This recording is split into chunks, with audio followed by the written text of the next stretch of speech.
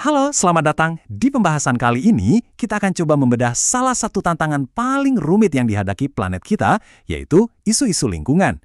Kita akan pakai kerangka CFA-ISJ sebagai panduan untuk melihat apa sih diagnosis masalahnya, apa konsekuensinya, dan gimana resep solusinya. Oke, biar gampang, kita mulai pakai analogi sederhana ya. Coba deh bayangin planet kita ini kayak bak mandi. Nah, keran airnya yang ibaratnya aktivitas manusia, itu nyala terus, ngisi bak mandi dengan gas rumah kaca. Di saat yang sama, saluran pembuangannya, yaitu penyerap karbon alami kayak hutan, malah agak mampet. Hasilnya, airnya meluap dan bikin masalah di mana-mana. Analogi ini bakal kita pakai terus buat ngebantu kita paham apa yang terjadi dan apa yang harus kita lakukan.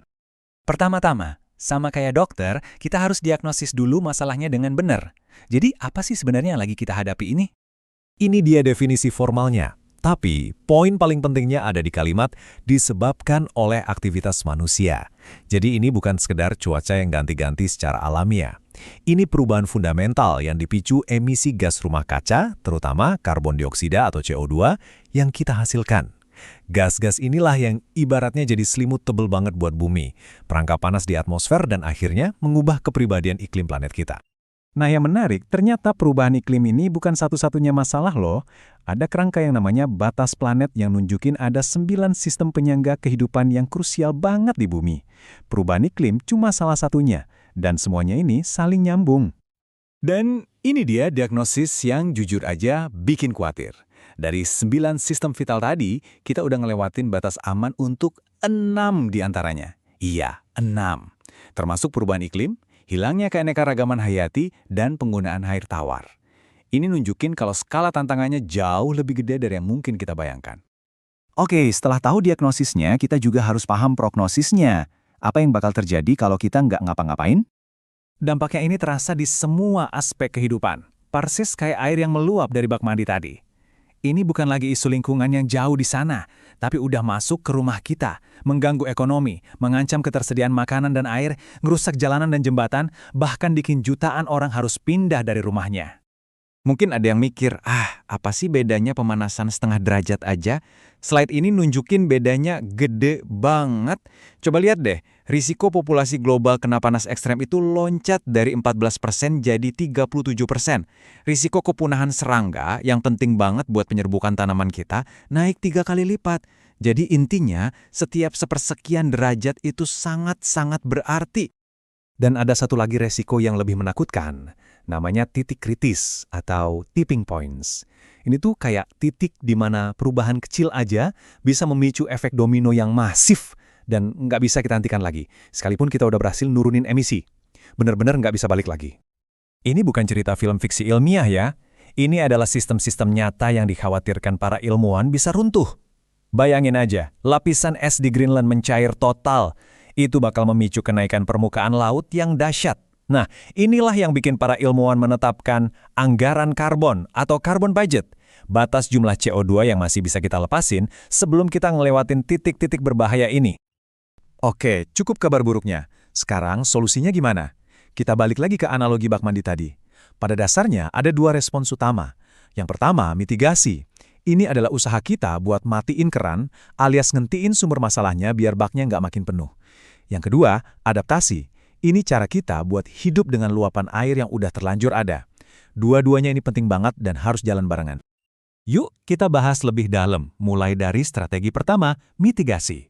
Ini semua tentang langkah-langkah proaktif buat matiin keran emisi dan beresin masalah langsung dari akarnya. Nah, buat tahu cara matiin keran, kita harus tahu dong airnya paling kenceng datang dari mana. Grafik ini nunjukin dengan jelas banget, hampir 3/4 emisi global itu datangnya dari sektor energi. Ini ngasih tahu kita di mana kita harus fokus paling besar. Jadi, strategi kita harus nembak langsung ke sumber-sumber utamanya. Di sektor energi, kita pindah ke sumber terbarukan buat bikin listrik tanpa emisi. Buat bangunan, kita bikin jadi lebih efisien biar nggak boros energi. Dan di transportasi, kita tinggalin bahan bakar fosil dan ganti ke alternatif kayak kendaraan listrik. Ini 3 pilar utama buat ngurangin aliran emisi secara drastis.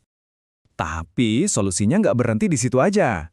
Kita juga harus ngelola lahan dan hutan kita lebih baik, karena mereka ini kan penyerap karbon alami.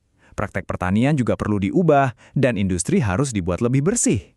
Yang nggak kalah penting adalah kebijakan kayak harga karbon, di mana kita seolah ngasih harga ke emisi karbon, biar perusahaan secara finansial terdorong buat beralih ke cara-cara yang lebih hijau.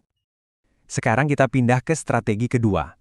Karena bak mandi kita udah keburu meluap, matiin keran aja kan nggak cukup. Kita juga harus belajar hidup dengan air yang udah tumpah. Nah, inilah yang disebut adaptasi. Adaptasi itu soal langkah-langkah praktis buat ngadepin kenyataan. Artinya, kita bangun tanggul laut buat ngelindungin kota-kota pesisir, kita ciptain jenis tanaman yang bisa tahan cuaca kering, dan kita rancang infrastruktur kita biar lebih kuat ngadepin cuaca ekstrem. Dan ada satu langkah lagi yang lebih canggih dari adaptasi, yaitu membangun ketahanan atau resiliensi. Bedanya apa sih? Gini deh, adaptasi itu kayak ngebangun tembok laut yang lebih tinggi. Kalau resiliensi, itu ngerancang seluruh area pesisir biar bisa nyerap air banjir, pulih dengan cepat, dan bahkan berfungsi lebih baik setelah bencana. Jadi ini bukan cuma soal bertahan, tapi bangkit lagi jadi lebih kuat. Tapi kalau kita pikir-pikir lagi, baik mitigasi maupun adaptasi itu kan intinya respons terhadap masalah yang udah ada. Ini ngebawa kita ke pertanyaan yang lebih dalam. Kenapa sih keran emisi kita nyala kenceng banget dari awal? Nah, untuk benar-benar sembuh, kita perlu lihat akar penyebabnya. Model ekonomi kita sekarang yang mendorong eksploitasi berlebihan. Ingat kan, perubahan iklim itu cuma salah satu gejalanya.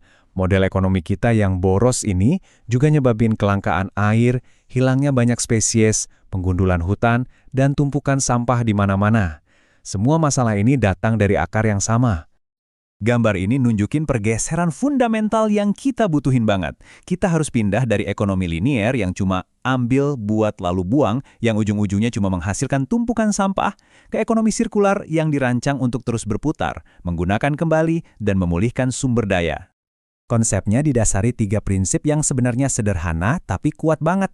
Pertama, dari awal, rancang produk supaya nggak menghasilkan sampah.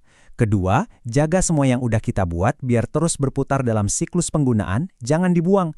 Dan ketiga, yang paling penting, bukan cuma nggak ngerusak alam, tapi aktif memulihkannya. Jadi, kita udah lihat diagnosis masalahnya. Dari bak mandi yang meluap sampai 6 batas planet yang kita langgar. Kita juga udah lihat resep solusinya, mitigasi buat matiin keran, adaptasi buat hidup dengan luapannya, dan pergeseran sistemik ke ekonomi sirkular buat benerin sistemnya. Pertanyaan besarnya sekarang, mampukah kita menerapkan resep ini sebelum semuanya terlambat? Terima kasih banyak sudah menyimak pembahasan ini. Kalau ada pertanyaan, jangan ragu ya buat tulis di kolom komentar. Sampai jumpa di pembahasan berikutnya.